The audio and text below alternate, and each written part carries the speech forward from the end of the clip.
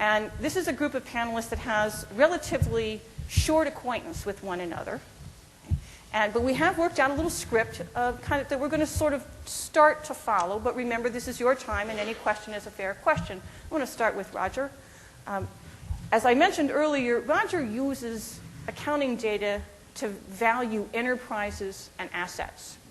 So that means he has to be concerned about the level of performance and the variability over time of performance. And he also has to choose a performance indicator that operates well in a valuation context. So my first question for Roger is going to be, what would be the characteristics of a performance measure that works well in your decision setting for valuing assets and enterprises? Well, first of all, I want to expand a little bit about, so you have a context within which I do my work. I do a lot of private companies or mergers and acquisitions where I'm valuing 100% of the company, and share prices at 100 share lots don't mean very much. So a lot of the discussion about, well, what's the trading price going to be the next quarter is really not very applicable, particularly in the private company spectrum. So the first question is, what do we look for? Well, first of all, we try to look at historic financial information. I'm trying to understand the historic financial information of a private company and try to understand and extract from that the non-recurring, the non-normalized elements of that so that I can somehow evaluate the next period. Oftentimes, the first issue that you have to do with is how good has anything in forecasting that the company has done previously been. So oftentimes I go backwards 6-7 years, reconstruct a series, look at what they said their budget was going to be for the next year, and then I actually look at their ability of being able to use their own information to determine what the performance is. Well, I'm going to stop you just a second. So I extracted from what you just said two things. The first one is a really good performance indicator, in your view, is one that is very representative of the future. Yes. And the That's second a good one beginning point. And the second one is it's also close to what management budgeted or expected? No, if management is using those statements, and they're the closest one to it, I like to know whether or not, and I try to extract, and you're doing this, you're trying to extract what management believes is going to occur as one observation. In other words, I have the advantage of not just using just the financial statements. I have access to people. I want to know, do they in fact understand their business well? And how it reacts, are they interpreting their own financial information well relative to what their performance is going to be in the next period? So I have a twofold task here to try to understand, because ultimately in a lot of the litigation work that I do in private company valuations, projection becomes the first issue. And in order to do that, you have to evaluate how history has played out into management's assessment of what they think they're going to do, and how does that compare to I, as an independent party, looking at the same data. What do you use as your valuation input? Do you use earnings or EBITDA or cash flow or what? I use the whole statement. I don't rely. I want to know not only what is the total bottom line, I want to know the components. For example, this morning I think one of the presentations talk about extra disclosure for cost of goods sold would be ideal.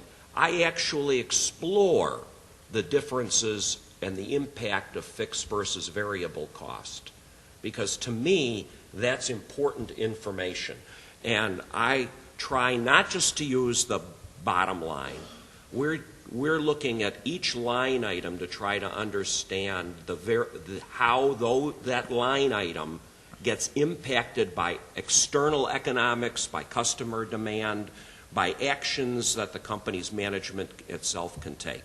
And so to do that, it's much beyond just earnings. I ultimately want to know what cash flow is.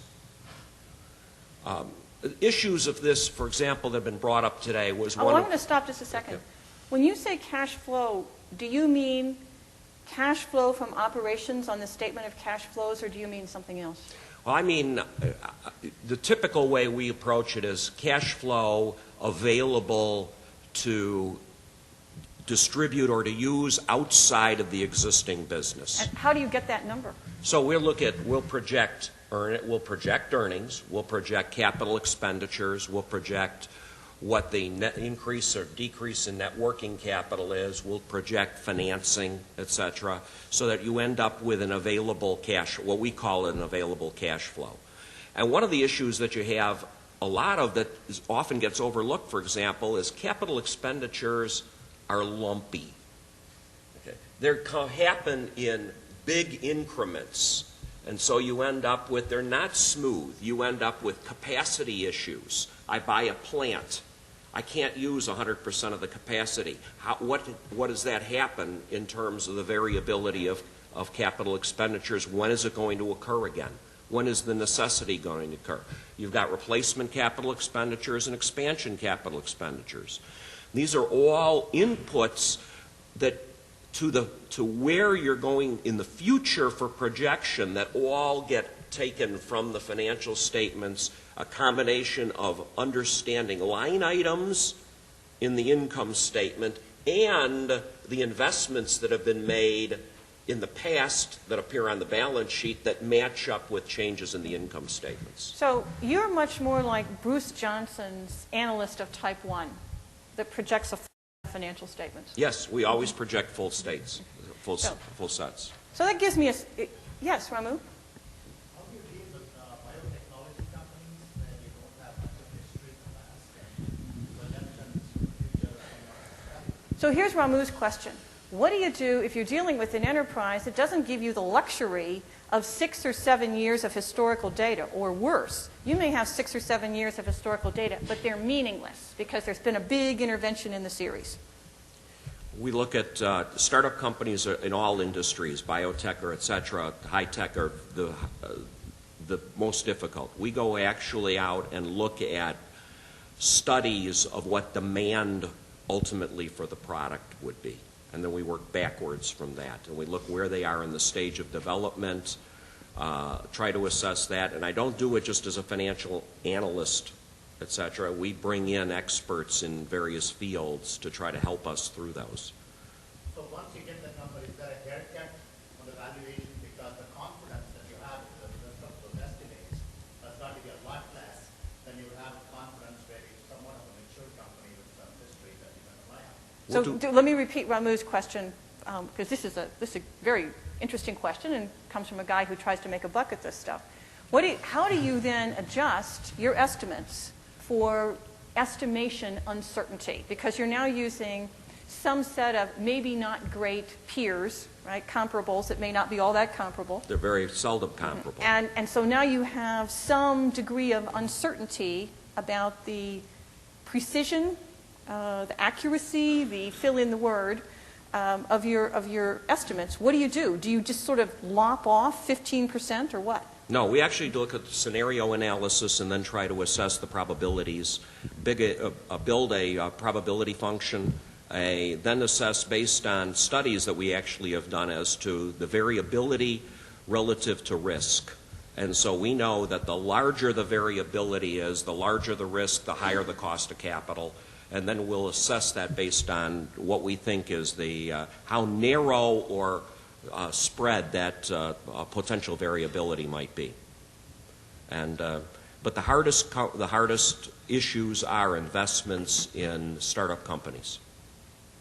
So now I'm going to turn to David Marcus. And when we first worked out how we were going to deal with this, he told me that one of his main assignments is to deal with litigation over restatements, which typically are associated with some shareholder wealth losses. This is a dispute about an accounting restatement. And one of his tasks in doing one of these analyses is to estimate what the restating firm's stock price would have been. This is an unobservable, so he wants to estimate what the restating firm's stock price would have been had it reported the correct numbers in the first place?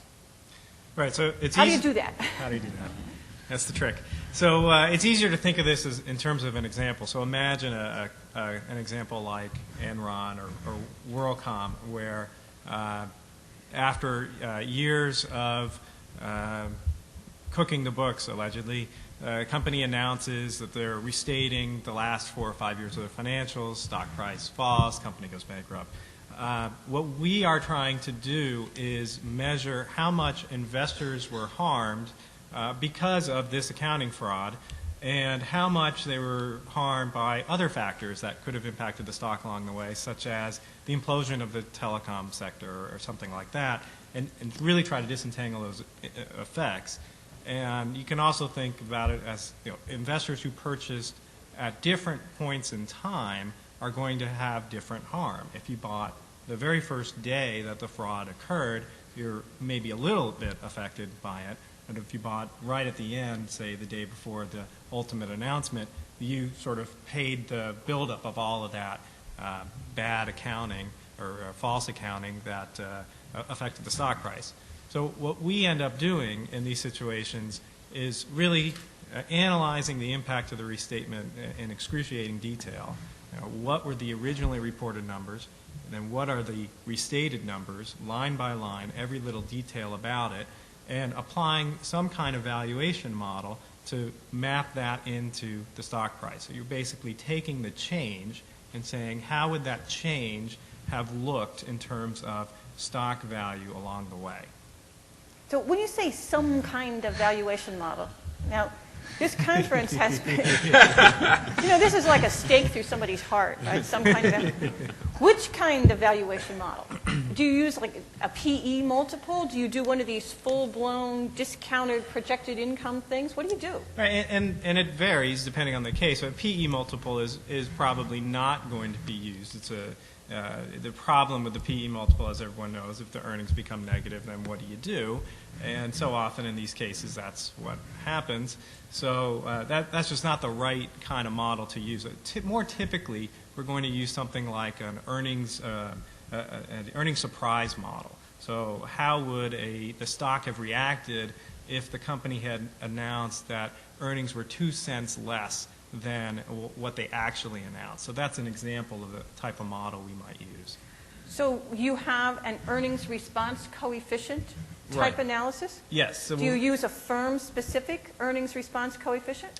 We will. We'll measure an earnings response coefficient for the firm at hand, and then we'll also look at comparable firms and see if this, to make sure that the coefficient seems reasonable given the firm, and then apply that to the restatement to measure the impact. So this is fascinating to me, because why do you need all those line items? Why don't you just need the gross amount of the restatement to do that? Right. Well, the earnings response model is an example of one of the models we might use. Some other models that people have implemented are more of these residual income models that maybe you break apart accruals and cash flows. You want to look at the impact of shareholders' equity and really the obligations of the firm. So while the earnings response model is one model we might use, we do look at the accounting literature to see what other types of information might flow through to the stock price and how we can best use that to model the situation that we have. Each restatement is obviously very different. Does that approach, I'm sorry. Wait a minute. I'm not very fast. Wait for me. I'd be fascinated to know how you would evaluate the difference between an intentional restatement, like Enron, right, and perhaps one that's due to incompetence, like Fannie Mae. Right. Well, did everybody hear that? So in a litigation setting and for valuation purposes, this is your question, do you distinguish between a willful fraud and inadvertent noncompliance due to some combination of incompetence, lack of expertise, and crummy data? Mm-hmm. Right. And I think what you see is this often just depends on the allegations in the case. So when I'm brought into the case, I have to assume liability in that whatever happened was bad behavior on the behalf of the management, and it's they're responsible for the impact. So in effect, from my perspective, it doesn't really matter if it was a mistake.